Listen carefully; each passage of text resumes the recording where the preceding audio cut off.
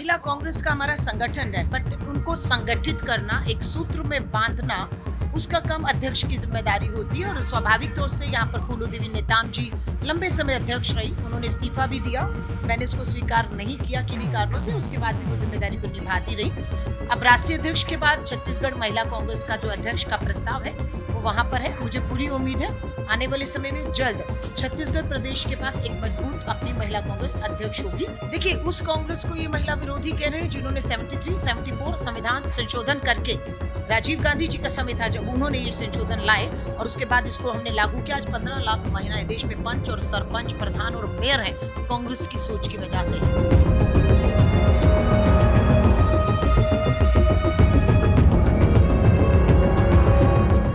महिला कांग्रेस की राष्ट्रीय अध्यक्ष अलका लांबा 2 दिन के छत्तीसगढ़ प्रवास में आई हुई हैं और आज उन्होंने राजीव भवन में महिला कांग्रेस की एक बैठक ली और उनकी कोशिश ये थी कि किसी तरह से छत्तीसगढ़ जो महिला कांग्रेस है उनमें ऊर्जा का संचार हो और जो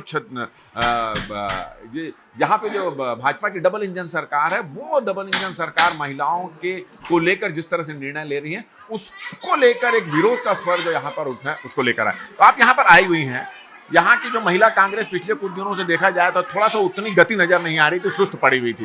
कितना जोश भर के जा रहे हैं यहाँ पे? आप देख लीजिए, आपसे बात करने पर भी महिलाएं बाहर पूरी तरह बेचैन है कि मैं सबसे मिलूं, सबकी बात सुनूं। और 2-3 घंटे लगातार आप देख रहे हैं बैठक चल रही है, सबसे बात कर रही हूँ और सब यहाँ बदलाव चाहते हैं। लेकिन राज्य में बदलाव से पहले संगठन में एक मजबूती से बदलाव की ओर हम बढ़ रहे हैं, नया एक मजबूत संगठन निर्माण की तरफ हम बढ़ रहे हैं। और उसके बाद तुरंत हम छत्तीसगढ़ के जो मुद्दे हैं, इस डबल इंजन की भ्रष्ट भाजपा, भ्रष्ट महिला विरोधी सरकार को हम खदेड़ेंगे। क्या कुछ आज प्लानिंग हुई है? क्योंकि बहुत दिनों से छत्तीसगढ़ महिला का शांत बैठी हुई थी, मुद्दे बहुत सारे आए, महिला आरक्षण का मुद्दा आया, महिलाओं की सुरक्षा का मुद्दा आया, महिलाओं के महतारी वंदन का पैसा सबको नहीं मिल रहा है, तमाम मुद्दे बहुत सारे आए।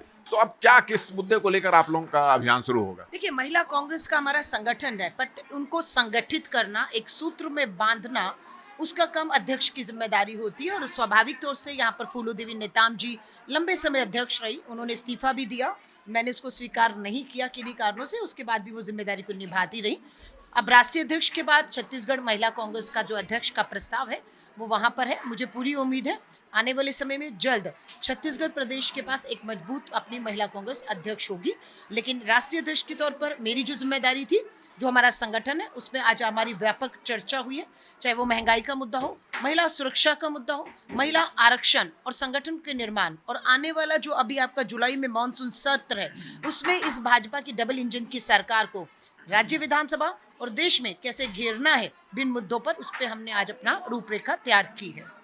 महिला आरक्षण को लेकर जब बात होती है, महिला आरक्षण बिल को लेकर जब भी बात होती है, तो भारतीय जनता पार्टी का यह कहना है कि कांग्रेस ने इस बिल को आने नहीं दिया। मतलब कुल मिलाकर जो साबित करने की कोशिश करती है कांग्रेस महिला विरोधी है। क्या कहना है? देखिए, उस कांग्रेस को ये महिला विरोधी कह रहे हैं जिन्होंने 73, 74 संविधान संशोधन करके, राजीव गांधी जी का समय था जब उन्होंने ये संशोधन लाए और उसके बाद इसको हमने लागू किया। आज 15 लाख महिलाएं देश में पंच और सरपंच, प्रधान और मेयर हैं, कांग्रेस की सोच की वजह से है। ये कह रहे हैं हमने बिल ने आने दिया, ये झूठ बोलते हैं, ये घड़ियाली आंसू बहाते हैं। नारी शक्ति वंदन अधिनियम 2023 में हमने पास करवाया है, जो कानून बन चुका है, संविधान में दर्ज हो चुका है, अब उसे कोई हमसे छीन नहीं सकता है। बात हो रही है उसे लागू करने पर, जिसे लागू करने से केंद्र की महिला विरोधी भाजपा सरकार भाग रही है। हमारा कहना है कि लोकसभा में 543 सीटें हैं, कानून बन चुका है, संविधान में दर्ज हो चुका है, आज और अभी लागू करो। मतलब 543 सीटों पर लागू करना मतलब सीधा 180 महिलाओं को अधिकार दे देना, जिससे वो वंचित रखना चाहते हैं। ये लेकर आए थे परिसीमन बिल, जो गुमराह करते हैं कि हम महिला आरक्षण बिल लेकर आए वो गिर गया, ये झूठ बोल रहे हैं। ये परिसीमन बिल था, इसका महिला आरक्षण बिल से कोई लेन देन नहीं था, वो पास हो चुका है, वो कानून बन चुका है, उसको हम कहते हैं लागू कर दो। परिसीमन बिल ये था कि हम बिना जाति जनगणना के, जातिगत जनगणना तो आपको करवानी पड़ रही है ना हमारे दबाव में, तो ये जातिगत जनगणना आप 27 तक खत्म कराकर 29 में उसको आधार बनाते हुए जनगणना को उसके आधार पर परिसीमन पे लागू कर दीजिएगा। लागू तो 29 में होना है, तो आप जल्दबाजी में 27 में जो जातिगत जनगणना को आधार ना बनाकर 2011 वाले को आधार क्यों बनाना चाहते हैं? कहीं ना कहीं उन्हें फायदा दिखता है कि दक्षिण भारत की सीटें कम होंगी, 50% वाला फार्मूला अमित शाह जी बिना तैयारी के चुनावों के बीच में, बंगाल के चुनाव में आप लेकर आ गए एक स्पेशल सेशन। किसी को प्रस्ताव नहीं दिया गया, कोई सर्वदलीय बैठक बुलाकर चर्चा नहीं की गई, और फिर कहते हैं अंतिम दिन मुझे थोड़ा समय दो, मैं ये 50% वाला फार्मूला लेकर आता हूँ। हम तो कह रहे हैं मानसून सत्र आ रहा है, बुला लीजिए सर्वदलीय बैठक, ले आइए प्रस्ताव, क्या आप लाना चाहते हैं, हम सहमति बना देते, चर्चा कर ले। अच्छा, चर्चा इस बात की भी है कि जो महतारी वंदन योजना भारतीय जनता पार्टी ने लाई, उसके कारण महिलाएं आपसे दूर हो गई और पूरा वोट जो है भारतीय जनता पार्टी में डाइवर्ट हो गया। उसको कैसे अपनी ओर डाइवर्ट करेंगे? देखिए, इन्होंने 1000 रुपए का वायदा किया है ना, और उसको फिर लागू करेंगे, फिर लागू करेंगे, फिर क्या होता है? यानी कि कहीं ना कहीं आपकी ये योजना जो है भ्रष्टाचार की बलि चढ़ गई है।